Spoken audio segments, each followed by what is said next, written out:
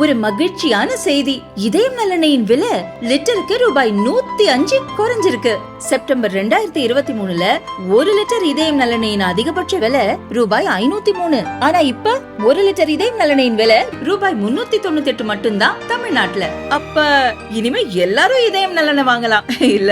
இந்திய ராணுவம் நடப்பு நிதியாண்டில் 10,200 கோடி ரூபாய் மதிப்பிலான பினாக்கா வகை ராக்கெட்டுகளை வாங்க முடிவெடுத்துள்ளது.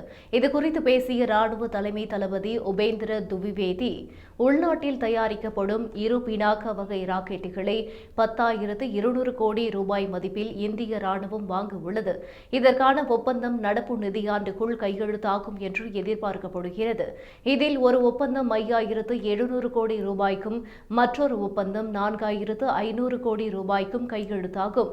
சீனாவுடனான வடக்கு எல்லையில் இப்போது 4 பினாக்கா படைப்பிரிவு செயல்பட்டு வரும் நிலையில் விரைவில் மேலும் 6 பினாக்கா பிரிவுகள் செயல்பட தொடங்கும். இதனால் ராணுவத்தின் 10 பினாக்கா ரெஜிமெண்ட்கள் வலிமையடையும். உலகின் மிகச்சிறந்த ராக்கெட் அமைப்புகளில் ஒன்றாக பினாக்கா உள்ளது என்று தெரிவித்தார்.